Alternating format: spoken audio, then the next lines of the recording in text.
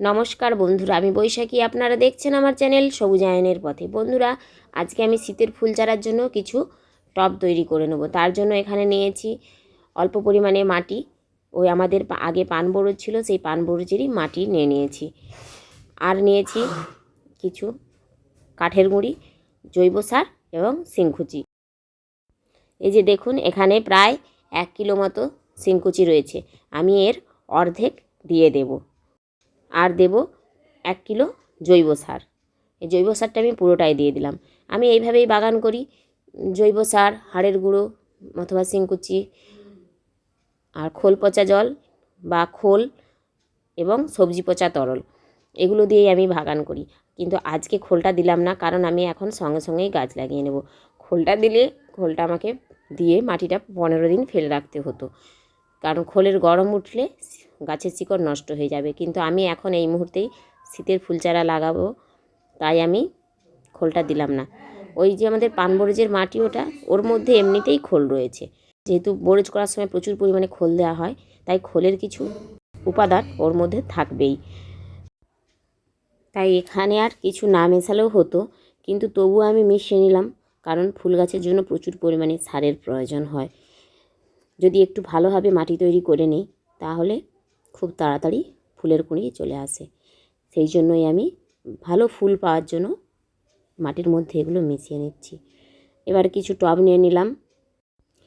টবের মধ্যে আগে থেকেই ছিদ্র করা রয়েছে। ওই ছিদ্রগুলো আমি কিছু টাইলসের টুকরো দিয়ে ঢেকে দেব, কারণ না হলে নিচে দিয়ে সমস্ত মাটি বেরিয়ে যাবে। অন্য সময় আমি সরার টুকরো নেই, তোমরা এখানে যা খুশি নিতে পারো। টাইলসের টুকরো, টালি ভাঙা ইটের টুকরো, অথবা বালি চালার সেই যে মোটা মোটা দানাগুলো রয়েছে সেগুলো, বা শলা। তবে শলা নিলে টবটা একটু হালকা হয়, তাই আমি বেশিরভাগ সময় শলা নেওয়ার চেষ্টা করি। কিন্তু যখন শলা হাতের সামনে পাই না, তখন ওই কিছু টাইলসের টুকরো দিয়ে দিই। এবার আমি সমস্ত টবগুলো ভরে নেব। দেখুন বন্ধুরা, আমার এখানে কত মাটি তৈরি হয়ে গিয়েছে। এইভাবে যদি আমরা মাটি তৈরি করে রাখি, এভাবে যদি আমরা কিছু টব বাড়িতে আগে থেকেই তৈরি করে রাখতে পারি, তাহলে সঙ্গে সঙ্গে ফুল চারা এনে আমাদেরকে কোনো চিন্তায় পড়তে হয় না। আমরা চিন্তামুক্ত থাকি। ফুল চারাটা নার্সারি থেকে নিয়ে আসলাম, সঙ্গে সঙ্গেই গাছ লাগিয়ে নিলাম। কোনো টব তৈরি করার কোনো ঝামেলা তখন আর থাকে না। তাই আমি সবসময় চেষ্টা করি একসঙ্গে অনেকগুলো টব আগে থেকেই তৈরি করে রাখার। তোমরাও যারা বাগান করো, তারা এইভাবে কিছু টব আগে থেকেই তৈরি করে রাখতে পারো, তাহলে তোমাদের চিন্তা থাকবে না। আর দেখো, যেহেতু অনেক মাটি বেশি হয়ে গিয়েছে, তাই আমি আবারও টবগুলো ভরে নিলাম। এখানে প্রায় 30 থেকে 32 খানার উপরে টব তৈরি হয়েছে। তারপর দেখলাম এখনও মাটি বেশি, তাই ওপর থেকে আরও কিছু টব নিয়ে আসলাম। নিয়ে এসে সমস্ত টবে আমি ভরে রাখবো, আর যে মাটিটুকু বেশি হয়েছে সেটা আবার অন্য একটা জায়গায় তুলে রেখে দেব।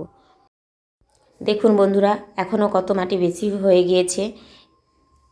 আমার চ্যানেলটি যদি আপনাদের ভালো লেগে থাকে, তাহলে কমেন্ট করে অবশ্যই জানাবেন, ছোট্ট একটি লাইক করে দেবেন এবং আমার চ্যানেলটিকে সাবস্ক্রাইব করে আমার পাশে থাকবেন। আপনারা সবাই ভালো থাকবেন। আজকের মতো আমার ভিডিওটি এখানেই শেষ করছি। ধন্যবাদ।